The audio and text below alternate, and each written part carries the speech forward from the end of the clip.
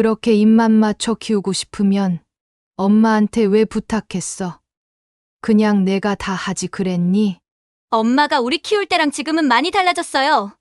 요즘은 그렇게 안 키운다고요. 그럼 내가 너희를 잘못 키운 거네? 그런 뜻이 아니라 엄마한텐 그렇게밖에 안 들리네. 그때 채아가 울음을 터뜨렸습니다. 엄마, 할머니 싸우지 마요. 그리고 지혜의 입에서 나온 그 한마디. 엄마, 이렇게 대충 볼 거면 그냥 다시 엄마 집으로 이사 가세요. 다시 이사 가라고? 안녕하세요. 저는 서울에 살고 있는 62살 박옥자입니다. 남편과 사별한 지 벌써 3년이 흘렀고 혼자 사는 생활도 이제는 익숙해졌습니다. 하지만 여전히 아침마다 마주하는 빈 식탁을 보면 가슴 한켠이 휑해지는 건 어쩔 수 없네요. 여보, 습관처럼 나오는 말을 뱉고 나면 저도 모르게 한숨이 나옵니다. 남편이 남긴 보험금과 군인연금 덕에 자식들에게 손 벌리지 않고 살아가는 것만으로도 감사하게 여기고 있어요. 하지만 외로움만큼은 도무지 익숙해지지 않네요. 하루 종일 말할 일이 없다 보니 목소리가 안 나오는 날도 있고요. 성격상 모임이나 외출도 즐기지 않으니 점점 스스로를 더 고립시키는 것 같기도 해요. 그래도 제게는 참 든든한 두 딸이 있습니다. 첫째 지혜는 38, 초등학교 선생님으로 일하고 있어요.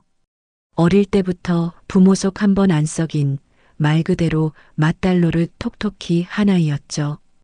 둘째 지영이는 35, 대기업 과장으로 열심히 커리어를 쌓아가는 아이예요. 두 딸 다 좋은 사람과 결혼해 잘 살고 있으니 엄마로서 저는 참 복받은 사람이구나 싶었습니다. 그러던 어느 봄날이었어요. 초인종 소리에 나가보니 지혜가 서 있었어요. 엄마, 나왔어요. 지혜야? 웬일이니? 연락도 없이. 지혜는 무거운 표정으로 들어와 소파에 앉았고 한참을 말없이 있다가 제가 먼저 차를 끓였죠. 무슨 일이니? 그냥 말해봐. 지혜가 찻잔을 두 손으로 감싸며 조심스럽게 말했습니다. 엄마, 부탁 하나만 드릴게요.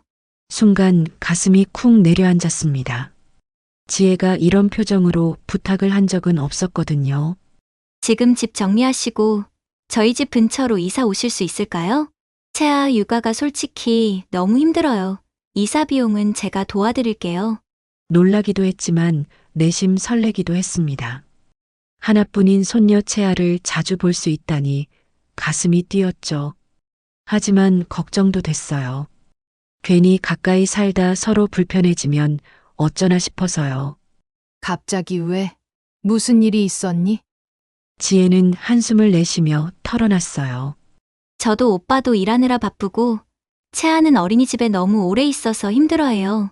저희 체력도 한계고 시어머니는 멀리 계시고 엄마밖에 생각이 안 나요. 그 말을 듣는데 제 안에서 뭔가 따뜻한 것이 올라왔어요. 그래도 내가 아직은 쓸모 있는 사람이구나. 나를 찾아주는 사람이 있구나. 라는 생각이 들었죠. 그렇게 힘들면 진작 이야기하지. 너가 근처 집 좀 알아봐줘.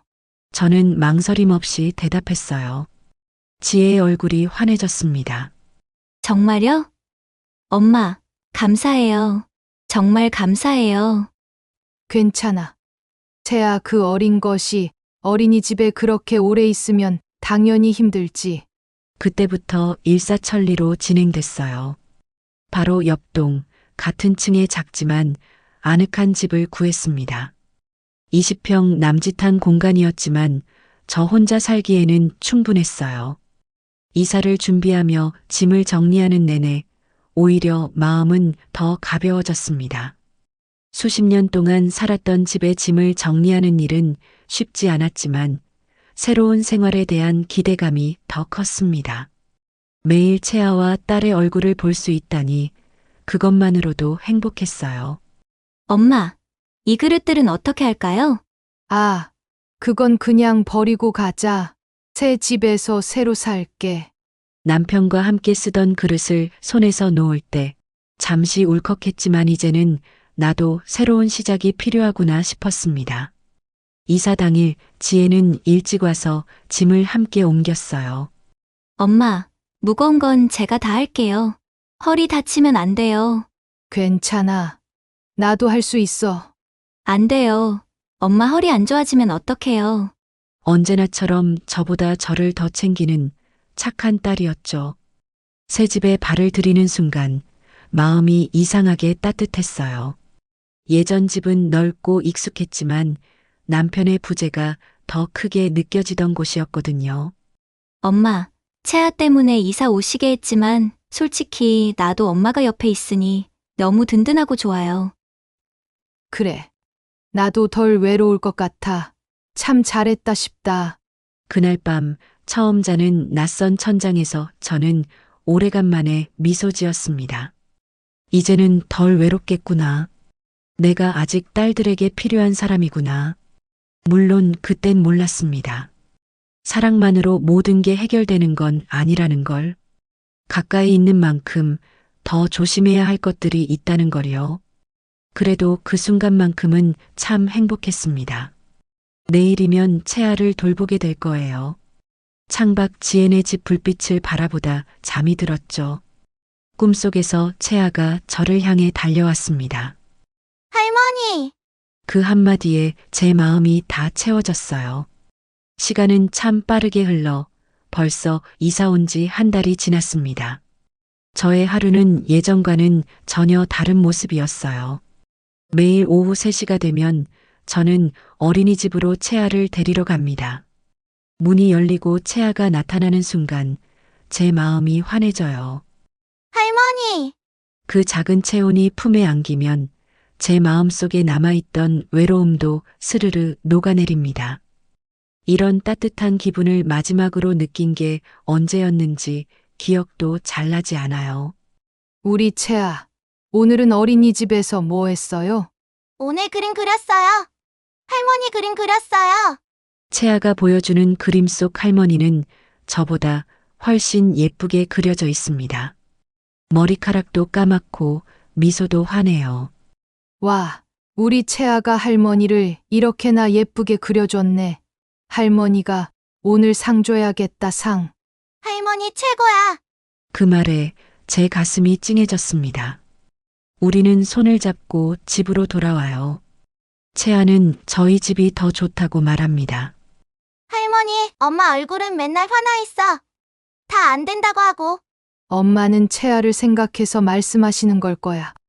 TV도 조금만 봐야 하고, 간식도 조금만 먹어야 하고. 그러면서도 저는 살짝 웃으며 채아가 좋아하는 과자를 꺼내주죠.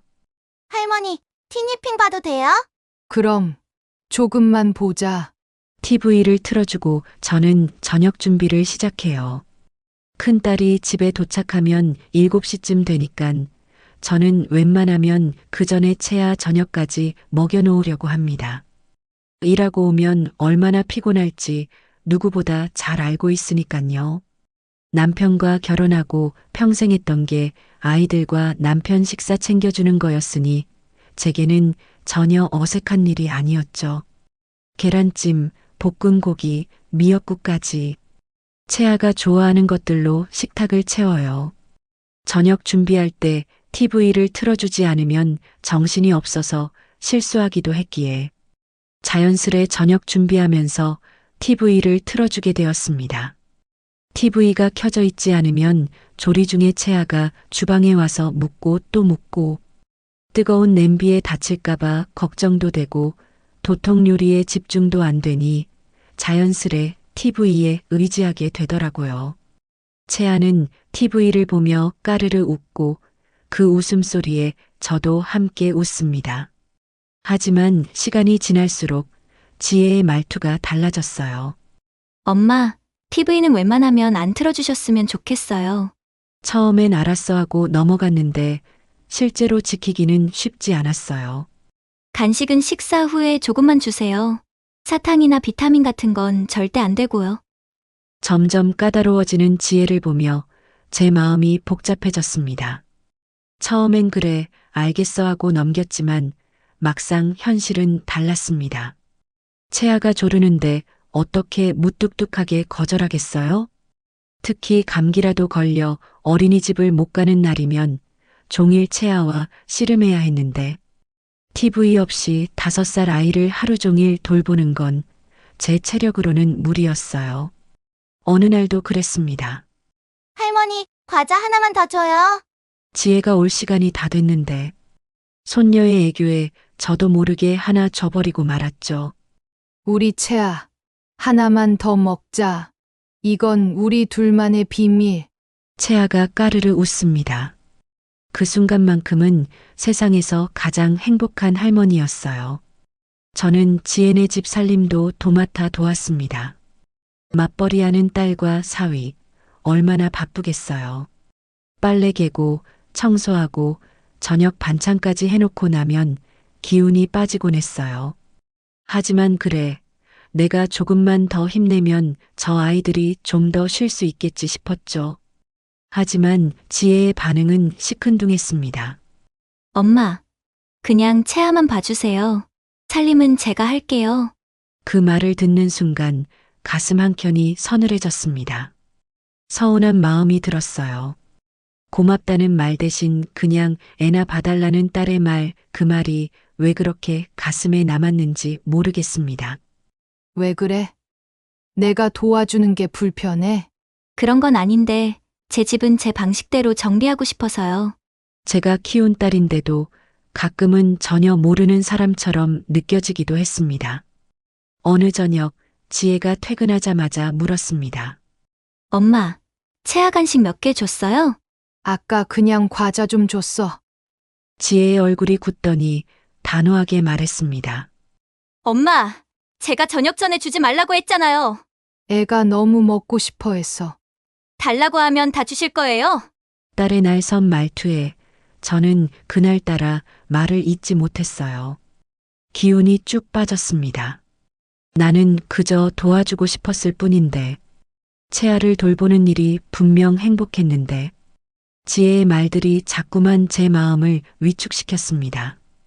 채아를 돌보는 일이 기쁘긴 하지만 지혜의 시선이 무거웠습니다. 마치 제가 뭔가 잘못하고 있는 것처럼 느껴졌어요. 할머니, 오늘도 TV 봐도 돼요?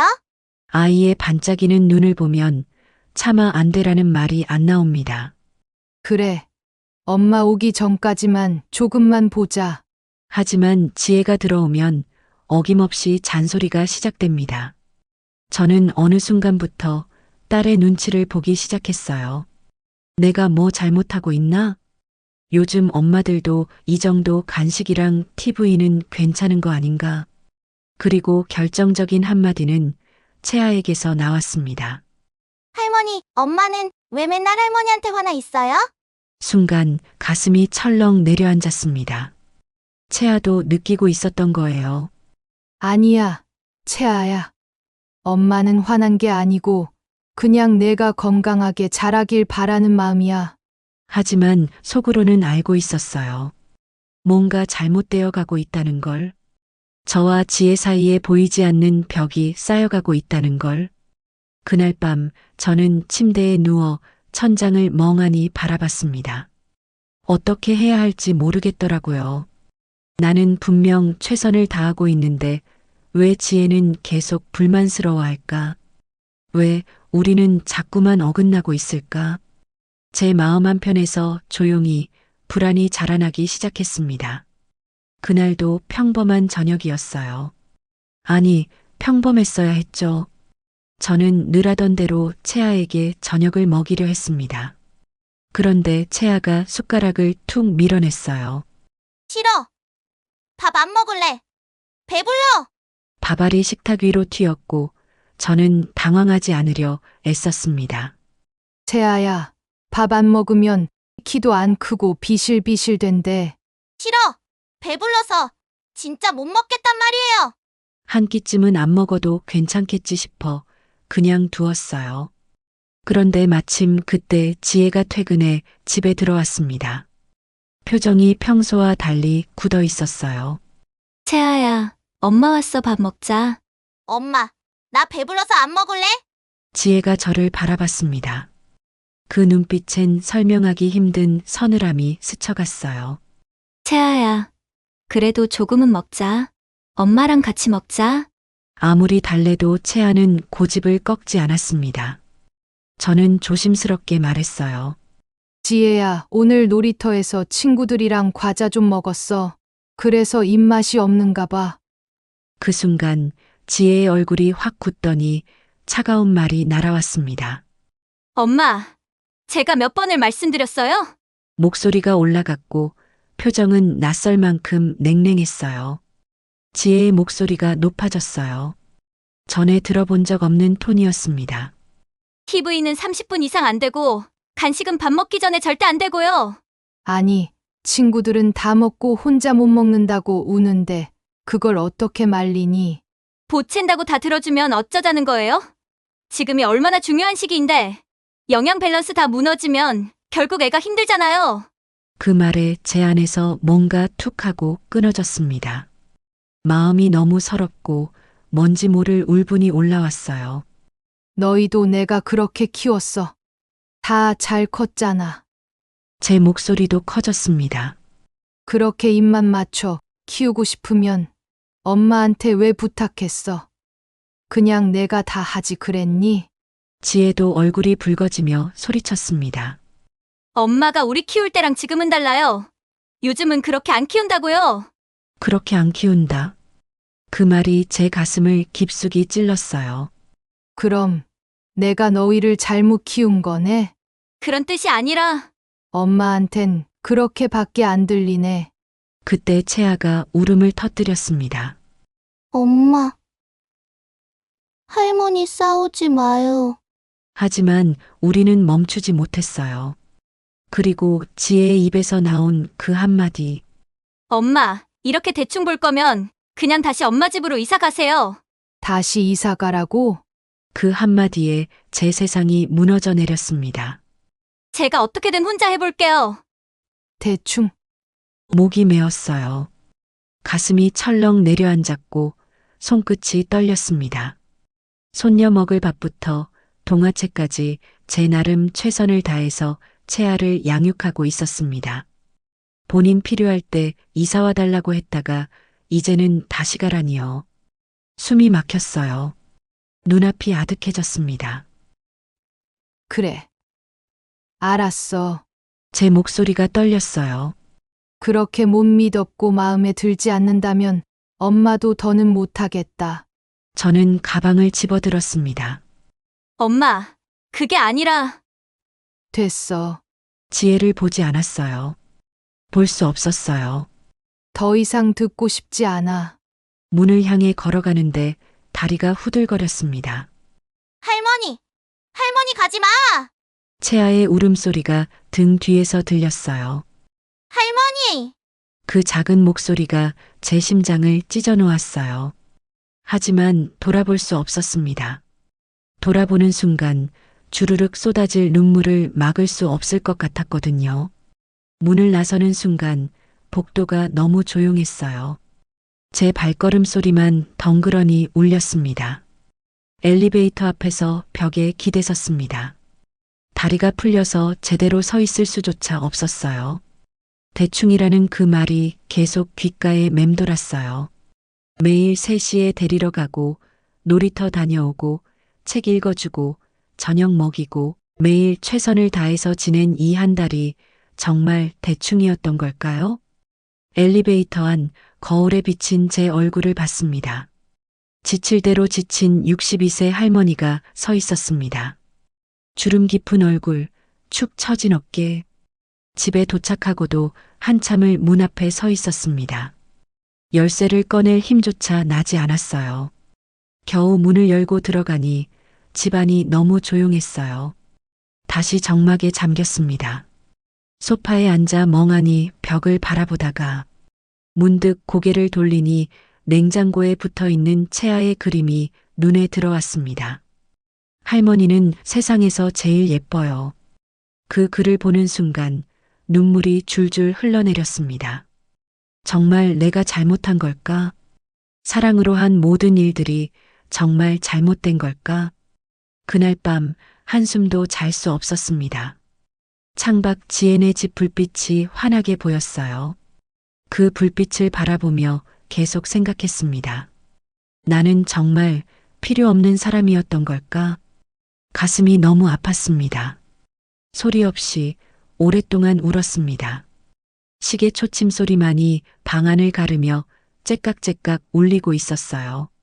그 소리가 마치 제가 아직 살아있다는 유일한 증거처럼 느껴졌습니다. 하지만 이렇게 주저앉을 순 없었어요. 비록 마음은 무너졌지만 완전히 무너지게 둘 순 없었습니다. 저는 저대로 살아야 한다는 걸 알고 있었으니까요. 누구에게 의지하지 않고 다시 제 삶의 중심을 잡아야 했습니다. 다음 날 아침 거울 속 제 얼굴은 부어 있었어요. 밤새 울었는지 눈이 퉁퉁 부어 있었고 어깨도 무거웠죠. 저는 조용히 세수를 하고 오랜만에 화장을 했습니다. 단정한 옷을 꺼내 입고 집을 나섰어요. 복지관에 가서 아쿠아 강습을 등록했습니다. 어르신, 처음이세요? 네, 처음이에요. 젊은 강사의 밝은 미소가 반가웠어요. 걱정 마세요. 물이 무섭게 느껴질 수 있지만 다들 처음엔 그래요. 수영복을 입고 찬물 속에 몸을 담그는 순간 마음 어딘가가 조용히 풀어졌습니다. 가슴에 걸려있던 응어리가 물결에 조금씩 씻겨 내려가는 기분이었어요. 영어 수업도 신청했어요. 이 나이에 무슨 영어야 싶었지만 저 같은 분들이 꽤 많더라고요. 나이는 많아도 모두 열정적이었고 자연스레 친해졌습니다. 이야기를 나누다 보니 비슷한 처지의 분들이 많았어요. 어느 날 수업이 끝난 뒤였어요. 옆에 앉은 할머니가 조용히 말했습니다. 저도요. 손주 봐주다 며느리랑 크게 다퉜어요. 저도 모르게 눈시울이 뜨거워졌습니다. 정말요? 저도 딸이랑 그렇게 될 줄은 몰랐네요. 자식들은 몰라요. 우리가 얼마나 마음 다해 보살폈는지. 그 말에 눈물이 뚝 떨어질 뻔했어요. 왠지 위로받는 느낌이었습니다. 한편 저는 몰랐지만 그 시간 지혜는 지옥 같은 일상을 버텨내고 있었습니다. 나중에 지영이를 통해 그 이야기를 전해 들었죠. 매일 새벽 6시에 일어나 채아를 겨우 깨우고 떼쓰는 아이를 달래가며 어린이집에 보내고 교실로 달려가 아이들을 가르치고 퇴근 후엔 연장반에 남아있던 채아를 데려와 저녁을 먹이는. 그 속에서도 채아는 계속 할머니를 찾았다고 해요. 할머니 어디 있어? 할머니 보고 싶어. 엄마는 맨날 화만 내고. 할머니는 바쁘셔. 지혜는 그렇게 대답할 수밖에 없었대요. 지혜는 간식도 제대로 안 주고 있었지만 채아는 여전히 밥을 안 먹고 어린이집에서는 친구들이 다 가버린 뒤 혼자 남아 있었대요. 결정적으로 어느 날 채아가 아파 사위가 하루 휴가를 내게 됐다고 해요. 그날 저녁 사위가 지혜에게 말했답니다. 여보, TV 1시간이 뭐가 어때서? 나는 오늘 2시간도 틀어줬어. 어머님, 정말 대단하신 분이었어. 지금이라도 찾아가서 죄송하다고 말씀드려. 그제야 지혜는 깨달았다고 했습니다. 자신이 엄마에게 얼마나 큰 상처를 줬는지, 그리고 엄마가 얼마나 큰 존재였는지를. 하지만 저는 그런 줄도 모르고 있었습니다. 그저 제 일상에 다시 적응하려 애쓰고 있었어요. 복지관에서 수영을 배우고 영어도 배우고 커피도 함께 마실 수 있는 사람들을 만났습니다. 옥자 씨, 오늘 커피 한 잔 어때요? 같이 수업을 듣는 분이 말했어요. 좋아요. 그날 따뜻한 커피를 마시며 누군가 말했습니다. 손주가 그리워도 참아야 해요. 자식들도 우리가 없으면 얼마나 힘든지 스스로 느껴봐야 해요. 그 말이 마음에 박혔습니다. 하지만 밤이 되면 여전히 마음이 허전했어요. TV를 보다가도 문득 채아 생각이 났습니다. 지금쯤 뭐 하고 있을까? 밥은 잘 먹었을까? 어린이집에서 너무 오래 있는 건 아닐까? 그 무렵 지영이가 지혜에게 전화를 했다고 들었어요. 언니, 엄마한테 너무한 거 아니야? 나도 알아. 엄마 나이에 채아 같은 애들 하루 종일 돌보는 게 얼마나 힘든 줄 알아? 그럴 거면 아예 부탁하지 말았어야지. 지혜는 잠잠히 듣기만 했대요. 지영이의 마지막 말이 지혜 마음을 크게 흔들었답니다. 엄마한테 사과드리고 언니도 이제 좀 내려놔. 엄마는 그렇게 해도 언니 편일 거야. 그렇게 일주일, 2주일이 흘렀습니다. 저는 조금씩 새로운 일상에 익숙해지고 있었어요. 아침엔 가볍게 스트레칭하고 조깅도 하고 복지관에서 친구들과 웃고 떠들고 처음엔 허전했지만 살다 보니 이런 삶도 괜찮다 싶었습니다. 그런데 가슴 한켠은 여전히 시려왔어요. 냉장고에 채아가 그려준 그림이 붙어 있었거든요. 할머니는 세상에서 제일 예뻐요. 그 문장을 볼 때마다 눈물이 맺혔습니다. 정말 내가 잘못한 걸까? 사랑으로 한 모든 것들이 정말 틀린 방식이었던 걸까? 그리고 나중에서야 지혜가 진심으로 깨달았다고 했습니다. 엄마 없이는 정말 아무것도 할 수 없었구나. 엄마는 내 삶에서 없어선 안 될 존재였구나. 하지만 저는 몰랐습니다. 저는 그저 하루하루를 조용히 견디고 있었을 뿐이니까요. 마음을 추스르려 애쓰면서도 어디선가 들려올 것만 같은 채아의 웃음소리, 작은 손의 온기를 잊을 수 없었습니다. 과연 우리 모녀는 다시 예전처럼 지낼 수 있을까요? 그러던 어느 날 갑자기 초인종이 울렸습니다. TV를 보다가 깜짝 놀랐어요. 이 시간에 누가 올까 싶었죠. 문을 열자 그곳에 지혜가 서 있었습니다. 손에는 조그만 케이크 상자, 눈은 퉁퉁 부어 있었어요. 엄마, 지혜의 목소리가 떨리고 있었습니다. 저는 그냥 돌아섰습니다. 아직 마음의 준비가 안 돼 있었거든요. 엄마 정말 죄송해요. 제가 잘못했어요. 그 순간 지혜가 무릎을 꿇었습니다. 저는 깜짝 놀라서 돌아봤습니다. 제 딸이 문 앞에서 무릎을 꿇고 있다니. 지혜야, 너 뭐 하는 거니? 엄마 내가 너무 이기적이었어요. 엄마 마음, 이제야 조금 알 것 같아요. 지혜가 흐느끼기 시작했어요. 흐느끼는 딸의 모습에 제 마음이 흔들렸습니다. 하지만 남아있는 서운함도 분명 있었어요. 그래도 난 아직도 내가 괘씸해. 필요할 땐 오라 해놓고 이제 와서 다시 가라니 엄마도 너희처럼 똑같이 상처받아. 엄마, 나도 그 말하고 많이 후회했어요. 엄마가 더 잘 알잖아. 엄마 딸이니깐. 그 말을 듣는 순간 제 가슴이 뜨거워졌습니다. 채아가 엄마가 없으니깐 때가 더 심해진 것 같아요. 밥도 안 먹고 저도 너무 힘들고 지혜의 목소리가 점점 작아졌어요. 요 며칠이 정말 지옥 같았어요.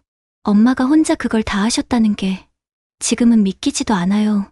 일단 들어와. 거실에 앉은 지혜는 계속 눈물을 닦으며 말했어요. 엄마 다시 채아 좀 봐주시면 안 돼요? 이번엔 간섭 같은 거 절대 안 할게요. 제가 너무 욕심만 부렸던 것 같아요. 사실 저도 채아가 그리웠습니다. 그 아이의 목소리, 체온, 웃음까지 모두 다요. 내가 간섭 안 한다고 약속하면 나도 다시 봐주는 거 생각해 볼게. 약속할게요. 엄마, 지혜는 고개를 끄덕이며 말했습니다. 엄마가 해준 게 얼마나 큰 도움이었는지 이제 알겠어요. 그 말을 듣는 순간 저는 더 이상 참을 수 없었어요. 딸을 안고 눈물이 뚝뚝 떨어졌습니다. 이제 우리 서로 상처되는 말 하지 말자. 서로 이해하고 맞춰가면서 살자. 우리는 꼭 껴안은 채 울었습니다. 서로 미루고 감춰왔던 마음들이 그제야 터져나왔어요. 엄마, 채아가 엄청 보고 싶어 해요. 지금 만나러 가요. 고개를 끄덕였어요. 가슴이 쿵쾅거렸습니다.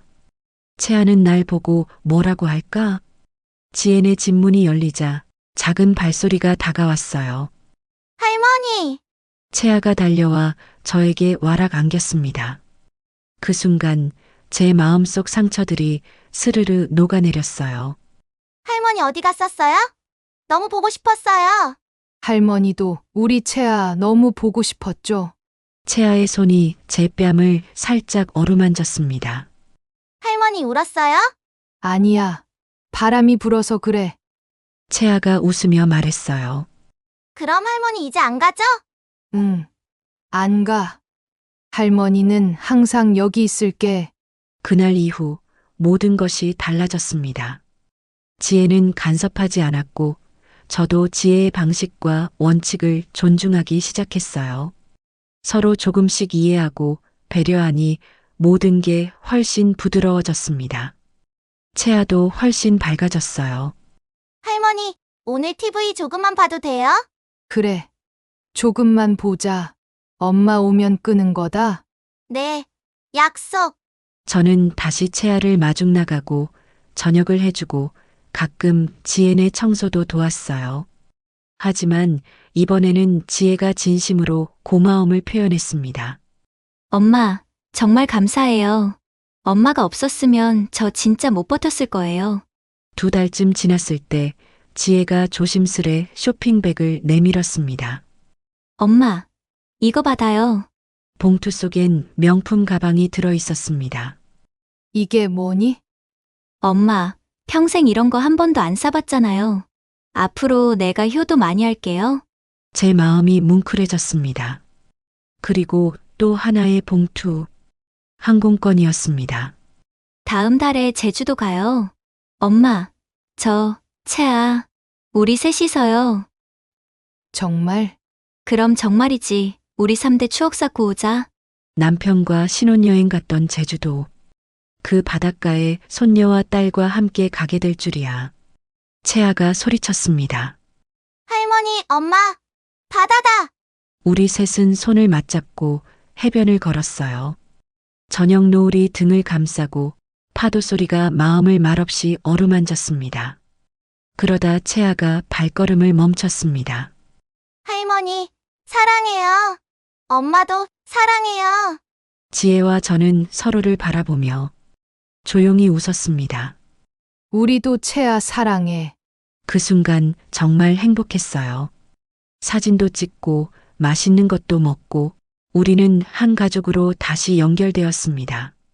서로 부딪히고 상처도 주었지만 결국 다시 돌아온 곳은 사랑이었습니다. 호텔에서 잠들기 전 채아가 제게 말했어요. 할머니, 내일도 같이 있어요. 그럼 할머니는 항상 채아 옆에 있을게. 약속! 약속. 창밖엔 제주도의 별빛이 반짝이고 있었어요. 저는 이제 더 이상 외롭지 않습니다. 제 자리를 찾았거든요.